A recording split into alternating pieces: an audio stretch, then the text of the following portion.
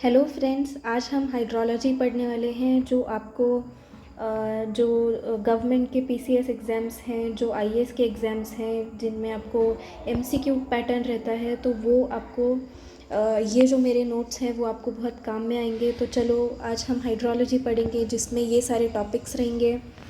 वो है, पहला है हाइड्रोलॉजिकल साइकिल, सेकंड है precipitation, evaporation, infiltration, run off, hydrographs, reservoir planning and sediment control, flood routing और ग्राउंड वाटर।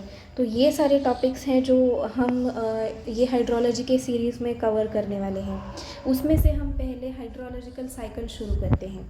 तो पहला है हाइड्रोलॉजिकल साइकिल में जो कंपोनेंट्स हैं हाइड्रोलॉजिकल साइकिल के, वो हम देखेंगे। पहला है इवेपोरेशन। इवेपोरेशन होता है दो चीज़ों से, एक है ओशन से और दूसरा होता है लैंड मास से।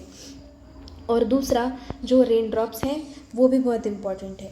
सेकंड है प्रेसिपिटेशन। हाइड्रोलॉजिकल साइकिल का सेकंड पॉइंट है प्रेसिपिटेशन। तो प्रेसिपिटेशन में सबसे इम्पॉर्टेंट ये है कि जब इवेपोरेशन होता है, जब इवेपोरेशन बढ़ता है तो वेपर कंडेंस होते हैं और वो फिर से सॉलिड फॉर्म में जो प्रेसिपिटेशन है वो हो जाता है, जैसे बारिश हो जाती है। एयर टेम्परेचर जब कम होता है तो उसकी मॉइस्चर होल्डिंग कैपेसिटी भी कम हो जाती है। फिर हाइड्रोलॉजिकल साइकिल का नेक्स्ट पॉइंट हम देखते हैं, वो है इंटरसेप्शन। इंटरसेप्शन मतलब जो बारिश होती है तो वो जब इंटरसेप्ट हो जाती है, जब रुक जाती है वेजिटेशन या किसी भी स्ट्रक्चरल फॉर्म की वजह से या डिप्रेशंस की वजह से, तो उसको कहा जाता है इंटरसेप्शन। फिर उसका नेक्स्ट पॉइंट है इन्फिल्ट्रेशन। इन्फिल्ट्रेशन मतलब penetration of water into the ground. Penetration of water into the ground मतलब जब बारिश होती है तो जो बारिश है जो सॉइल पे गिरने के बाद अंदर ग्राउंड के अंदर जो इन्फिल्ट्रेट करती है, जो पेनिट्रेट करती है, उसको इन्फिल्ट्रेशन कहा जाता है। तो ये जो इन्फिल्ट्रेशन है वो ग्राउंड वाटर लेवल बढ़ाने के लिए बहुत ज़्यादा इम्पॉर्टेंट है। और जैसे कि हम जानते हैं कि विलेजेस में कंक्रीट के रास्ते बहुत कम होते हैं, इसीलिए वहाँ पे इन्फिल्ट्रेशन बहुत ज़्यादा होता है। Towns have pucca roads which is treated as impervious strata. फिर इन्फिल्ट्रेशन जो फॉरेस्ट में है वो बहुत ज़्यादा होता है एज़ कम्पेयर टू डेजर्ट, क्योंकि फॉरेस्ट में जो ट्रीज़ है वो सरफेस को परवियस बनाती है, इसलिए उसका इन्फिल्ट्रेशन बहुत ज़्यादा होता है। फिर जो नेक्स्ट हाइड्रोलॉजिकल साइकिल है, हाइड्रोलॉजिकल साइकिल का कंपोनेंट है, वो है ट्रांसपिरेशन। वाटर जो प्लांट के रूट से एक्सट्रैक्ट किया जाता है, ट्रांसपोर्ट किया जाता है upwards through it's stem and diffused into the atmosphere through it's leaves, तो उसको कहा जाता है ट्रांसपिरेशन। फिर नेक्स्ट जो कंपोनेंट है वो है run off. Portion of precipitation which comes on the surface and reach the stream channel by above and below the surface of the earth. तो रन ऑफ का मतलब है जो बारिश होती है और इन्फिल्ट्रेशन और इवेपोरेशन, ट्रांसपिरेशन, ये सारी चीज़ें चली जाने के बाद जो एक्चुअल सरफेस पे जो पानी बहता हुआ दिखता है, जो स्ट्रीम में चला जाता है, उसको बोलते हैं रन ऑफ। तो ये जो रन ऑफ है ये सरफेस के ऊपर भी हो सकता है, ये सरफेस के नीचे से भी हो सकता है, जैसे ग्राउंड वाटर फ्लो होता है वो। तो अबाउ द सरफेस को सरफेस रन ऑफ कहा जाता है और run off in the stream channel को स्ट्रीम फ्लो कहा जाता है। फिर उसके बाद है सब सरफेस फ्लो। सब सरफेस फ्लो का मतलब है वो पार्ट ऑफ रेनफॉल जिसमें पानी जो है वो ग्राउंड में इन्फिल्ट्रेट कर दिया जाता है और वो स्ट्रीम के लैटरली मूव होता है। फिर उसके बाद हम नेक्स्ट पॉइंट देखेंगे, वो है वाटर डिस्ट्रीब्यूशन ऑन अर्थ। तो उसमें से हम देखेंगे सबसे इम्पॉर्टेंट पॉइंट, सबसे ज़्यादा पानी ये ओशन में होता है, 96.5%, वो जो ऑलमोस्ट सॉल्टी होता है, मैक्सिमम सॉल्टी पानी होता है। फिर उसके बाद है पोलर आइस जिसमें 1.7% है, ग्राउंड वाटर है जो 1.7% है, सरफेस पे जो पानी है वो सिर्फ 0.1% अवेलेबल है surface and atmospheric water system में। फिर हम जो नेक्स्ट पॉइंट है वो देखेंगे, एनुअल एवरेज प्रेसिपिटेशन इंडिया में ये 120 सेंटीमीटर है, ऑलमोस्ट मतलब 119 सेंटीमीटर है, जिसको हम अप्रॉक्सीमेट कर सकते हैं, और वो पूरा का पूरा अनइवन प्रपोर्शन है उसका। ये बहुत इम्पॉर्टेंट है। जो स्टेट के जो नॉर्मल एग्ज़ाम्स होते हैं, जैसे पीडब्ल्यूडी की या डब्ल्यूसीडी की जो एग्ज़ाम्स हैं, उसमें ये बहुत ज़्यादा इम्पॉर्टेंट है।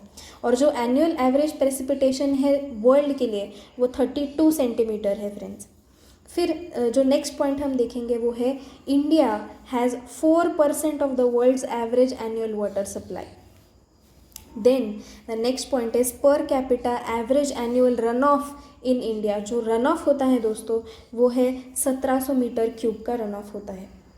फिर हम नेक्स्ट पॉइंट देखेंगे percentage of total quantity of fresh water in the world is only 0.3% जो लिक्विड फॉर्म में अवेलेबल है। फिर हम देखेंगे दोस्तों कैचमेंट एरिया क्या होता है।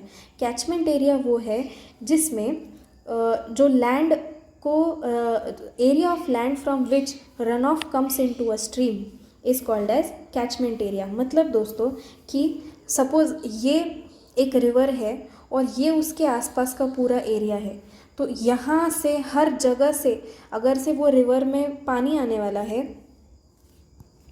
अगर से ये रिवर में ये पूरे एरिया से पानी आने वाला है तो इसको कैचमेंट एरिया बोला जाता है। Then the next point is इसको ड्रेनेज बेसिन भी बोला जाता है, ड्रेनेज एरिया भी बोला जाता है, इसको वाटरशेड भी बोला जाता है। Then the next point is कि कैचमेंट एरिया ये सेपरेट होता है उसके नेबरिंग एरिया से by a ridge called as divide और वाटरशेड। जैसे कि मैं आपको क्रॉस सेक्शन दिखाती हूँ दोस्तों, ये ऐसा सपोज़ एक माउंटेन है और यहाँ पे रिवर फ्लो हो रही है, तो ये जो है ये रिज जो है ये इधर के पार्ट को और इधर के पार्ट को डिवाइड करती है, इसलिए उसको वाटरशेड या वाटर डिवाइड भी कहा जाता है। फिर क्लोज्ड कैचमेंट का मतलब है कैचमेंट हैविंग नो आउटलेट, जिसमें कोई भी आउटलेट नहीं है, ऐसे कैचमेंट को क्लोज्ड कैचमेंट बोला जाता है। फिर जो नेक्स्ट पॉइंट हम देखेंगे वो है water converges to a single point known as sink which may be a permanent lake और a point where surface water is lost underground. फिर हम नेक्स्ट पॉइंट जो देख रहे हैं वो है वाटर बजट इक्वेशन। तो वाटर बजट इक्वेशन में जो मेन इक्वेशन है वो है mass of water inflow minus mass of water outflow is the change in the mass of water storage. मतलब जितना पानी आता है और जितना पानी जा रहा है इसका डिफरेंस जो है वो हमको वाटर स्टोरेज के फॉर्म्स में मिलेगा। तो वॉल्यूम ऑफ वाटर जो इनफ्लो माइनस आउटफ्लो आपको करने मिलेगा उससे आपको change in storage of the volume of water आपको मिल जाएगा। ये जो इक्वेशन है ये बहुत इम्पॉर्टेंट है दोस्तों। P का मतलब प्रेसिपिटेशन है, R का मतलब रन ऑफ है, G का मतलब ग्रेविटी है, E का मतलब इवेपोट्रांसपिरेशन है और E का मतलब E का मतलब इवेपोरेशन है और T का मतलब इवेपोट्रांसपिरेशन है और ये equal to change in storage है। रेसिडेंस टाइम का मतलब है दोस्तों जो एवरेज ड्यूरेशन कोई भी वाटर मॉलिक्यूल एक हाइड्रोलॉजिकल साइकिल के सब सिस्टम में रहता है उसको बोलते हैं रेसिडेंस टाइम।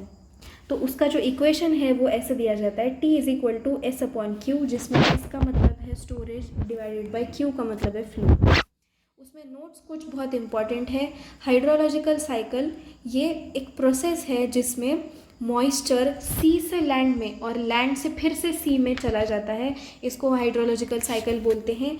ये सारे MCQs हैं, बहुत इंपॉर्टेंट MCQs है, इसको नोट कर लीजिए। फिर इसका जो नेक्स्ट पॉइंट है हम वो देखेंगे रियलाइजेशन ऑफ हाइड्रोलॉजिकल साइकिल। तो ये कब होता है दोस्तों, जब लैटिट्यूडनल डिफरेंसेस होते हैं, जो अर्थ का सरफेस है उसके इंक्लिनेशन की वजह से हाइड्रोलॉजिकल साइकिल होती है, जो लैंड एंड वाटर है उसका अनइवन डिस्ट्रीब्यूशन है अर्थ पे उस वजह से होता है, और डी कोरियोलिस इफेक्ट की वजह से भी होता है। तो ये सारे के सारे बहुत इंपॉर्टेंट MCQs है दोस्तों, इसको नोट कर लीजिए।